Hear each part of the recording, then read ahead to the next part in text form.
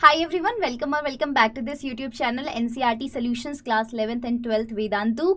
आज की वीडियो हमारी बायोलॉजी के chapter number 5 class 11 morphology in flowering plant के ऊपर NCERT क्वेश्चन नंबर 5.2 पर है। इस चैनल के ऊपर आपको फिजिक्स केमिस्ट्री बायो के सारे चैप्टर्स के NCERT सॉल्यूशंस मिलते हैं। तो please make sure that you are subscribing to this YouTube channel. जल्दी से स्टार्ट करते हैं।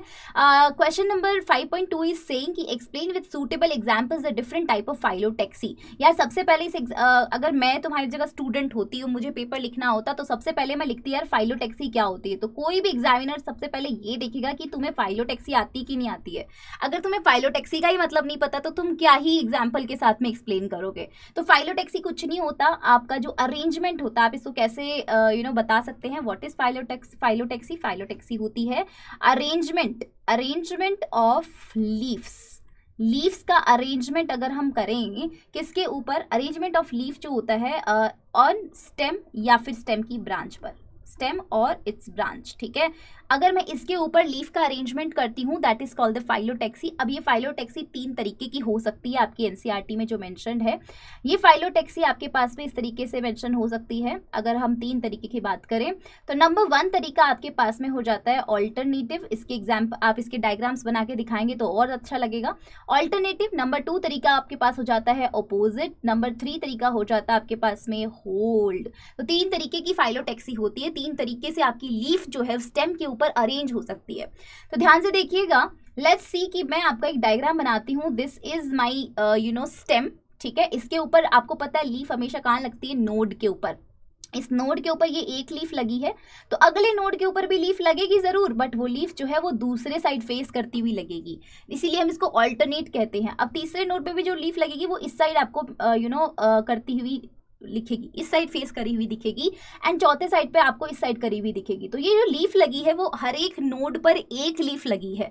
तो आप बोल सकते हैं यहाँ पर each node is equal to 1 leaf, right. एक नोड पर एक लीफ लगी होगी, लेकिन वो हमेशा और हमेशा कैसी होगी, ऑल्टरनेटिव होगी। ठीक है, ऑल्टरनेटिव ये है थोड़ा सा।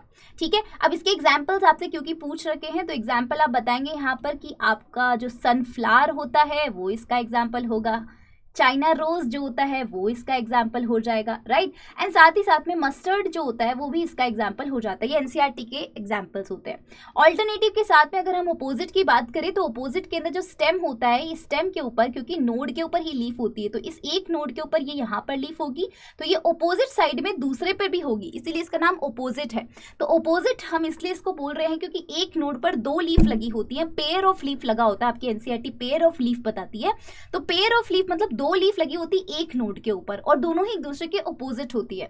तो यहाँ पर एक और मैं मेंशन कर देती हूँ नोड, और इस तरीके से ये जो है लीफ मेंशन होती है।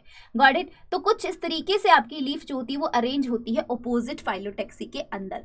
अब इसके ऊपर आप बोलेंगे ईच नोड, हर नोड पे आपके पास 2 लीफ मिलेगी या पेयर ऑफ लीफ मिलेगा और दोनों ही क्या होंगे, एक दूसरे के ऑपोजिट होंगे। अब इसके एग्जाम्पल्स की अगर हम बात करें तो इसका एग्जाम्पल जो हो जाता है गुआवा में इस तरीके का कुछ देखा जाता है। एंड साथ ही साथ में कैलोट्रोपिस जो होता है वो भी इसका एग्जाम्पल हो जाता है। अगर हम होल्ड की बात करें तो होल्ड के अंदर एक्चुअली क्या हो जाता है कि ये आपका स्टेम होता है और इसके ऊपर ये नोड होता है। इस नोड के ऊपर कुछ इस तरीके से लीफ जो होती है वो यहाँ पर लगी होती है ना। तो यहाँ पर आपकी बिल्कुल टॉप पोजीशन के ऊपर एक नोड के ऊपर मतलब बहुत सारी लीफ होती है, नॉट ऑन टॉप पोजीशन, हो सकता है वो एक नोड यहाँ पर भी हो। तो इस नोड के ऊपर भी गुच्छा होता है लीफ का।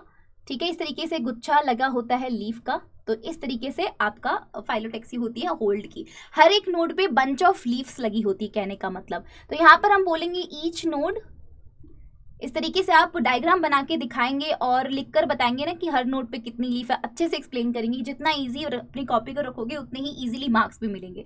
ईच नोड के ऊपर जो होती है मेनी लीव्स होती है। हम यहाँ पर ये नहीं बता रहे कि कितनी लीव्स होती है, 1 2 3 है ना, कितनी भी हो सकती है। इसके एग्जाम्पल आपके पास में इसका एग्जाम्पल हो जाएगा बच्चों एल्स्टोनिया, जो आपके एनसीईआरटी में मेंशन रहता है। तो इस तरीके से आप इसको मेंशन कर सकते हैं फाइलोटैक्सी को एग्जाम्पल के साथ में, एंड आप एक्सप्लेन कर सकते हैं फाइलोटैक्सी का डेफिनेशन ऑल्सो, ठीक है। तो इस तरीके से टैबुलर फॉर्म में अगर आप करेंगे तो और भी बेटर और अट्रैक्टिव लगेगा। आई होप सो कि आपको ये चीज़ समझ में आ गई होगी। समझ में आई हो तो वीडियो को लाइक ज़रूर करना, शेयर करना एंड सब्सक्राइब करना। इसी तरीके की वीडियोज़ के लिए चैनल को ज़रूर सब्सक्राइब करिएगा। थैंक्स अ लॉट, मिलते हैं नेक्स्ट वीडियो में, बाय बाय।